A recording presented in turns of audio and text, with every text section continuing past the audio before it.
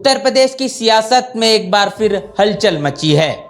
Bahujan Samaj party की प्रमुख बहन मायावती ने 2027 के विधानसभा चुनाव को ध्यान में रखते हुए नई रणनीति बनाई है। दलित, ओबीसी और मुस्लिम गठजोड़ के साथ साथ भाईचारा कमेटियों का गठन और संगठन को मजबूत करने की कोशिश। सवाल यह है कि क्या बहन मायावती का ये कदम बीजेपी और योगी मोदी की राजनीति को प्रभावित करेगा? तो आइए तथ्यों और आंकड़ों के साथ इसकी पड़ताल करते हैं। बहन मायावती ने 2027 के लिए अपनी रणनीति को तेज कर दिया है। बसपा जो 2012 के बाद से सत्ता से बाहर है, अब अपने खोए हुए जनाधार को वापस पाने के लिए जोर शोर से काम कर रही है। बहन मायावती ने हर जिले में 2 संयोजक नियुक्त किए हैं, एक अनुसूचित जाति एससी और एक अन्य पिछड़ा वर्ग मतलब कि ओबीसी से। ये संयोजक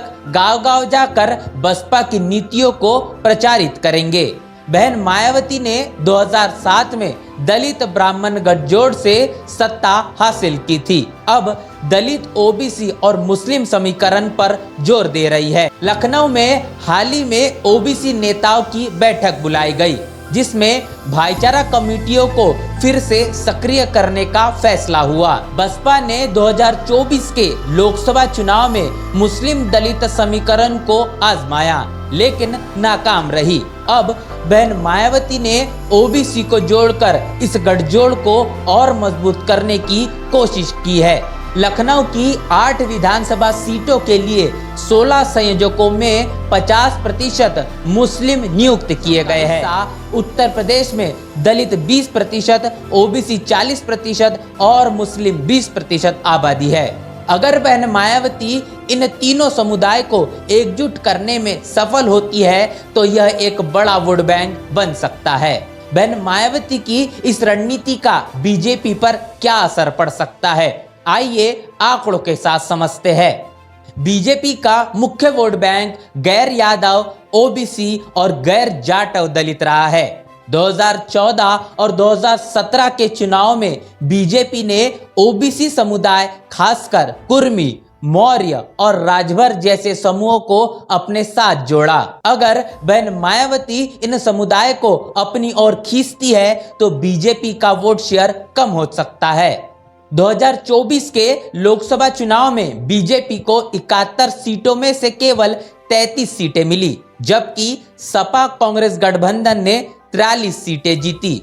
बसपा को कोई सीट नहीं मिली, लेकिन उसका वोट शेयर 9.39% था। अगर बसपा 2027 में अपने वोट शेयर को बढ़ाकर 15 से 20% तक ले जाती है तो यह बीजेपी के लिए नुकसानदायक हो सकता है। बीजेपी को मुस्लिम वोटों का बहुत कम हिस्सा मिलता है। सपा और कांग्रेस ने 2024 में पीडीए मतलब पिछड़ा दलित अल्पसंख्यक फार्मूले से मुस्लिम वोट हासिल किए। अगर बसपा मुस्लिम वोटों को अपनी ओर खींचती है तो सपा कमजोर होगी। 2017 और 2022 के यूपी विधानसभा चुनाव में बीजेपी 40% से अधिक, सपा 22 से 31% और बसपा 12 से 22% का वोट शेयर मतलब 2017 और 2022 में बीजेपी ने 40% से अधिक वोट हासिल किए, जबकि बसपा का वोट शेयर 22% से घटकर 12% हो गया। बहन मायावती की रणनीति अगर कामयाब होती है तो बीजेपी के वोट शेयर पर सीधा असर पड़ सकता है। बहन मायावती की रणनीति का असर केवल बीजेपी पर ही नहीं बल्कि सपा और कांग्रेस पर भी पड़ेगा। सपा ने 2024 में पीडीए मतलब पिछड़ा दलित और अल्पसंख्यक रणनीति के दम पर बीजेपी को कड़ी टक्कर दी, लेकिन अगर बसपा दलित और मुस्लिम वोटों को अपनी ओर खींचती है तो सपा का वोट बैंक बढ़ सकता है। कांग्रेस भी यूपी में अपनी जमीन तलाश रही है। 2024 में उसने सपा के साथ गठबंधन में 6 सीटें जीती, लेकिन बसपा की मजबूती से कांग्रेस का ओबीसी और दलित वोट बैंक प्रभावित हो सकता है। कुछ खबरों के मुताबिक सपा, बीजेपी और कांग्रेस के कुछ नेता बसपा की ओर आकर्षित हो रहे हैं। यह बहन मायावती की रणनीति की शुरुआती सफलता का संकेत हो सकता है। 2024 लोकसभा चुनाव में सपा 37 सीटें, कांग्रेस 6 सीटें, बीजेपी 33 सीटें और बसपा 0 सीटें। 2024 में बसपा का प्रदर्शन खराब रहा, लेकिन बहन मायावती की नई रणनीति सपा और कांग्रेस के लिए भी खतरे की घंटी है।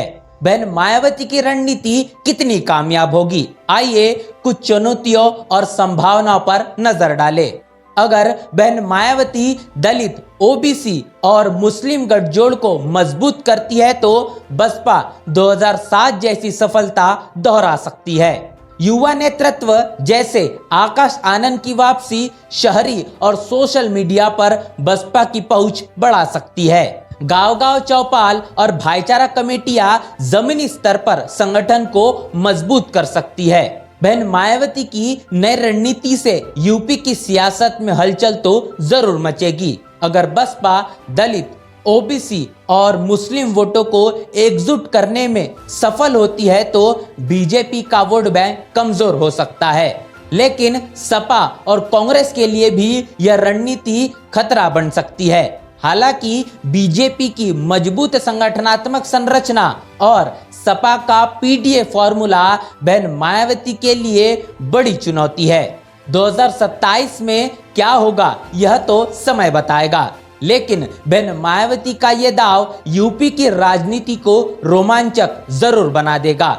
इस पूरी खबर के बाद आपकी क्या राय प्रतिक्रिया है लिखकर कमेंट बॉक्स में हमें जरूर बताएं। बने रहे नेशनल चौपाल के साथ, मिलते नए वीडियो में, तब तक के लिए जय भीम, जय भारत।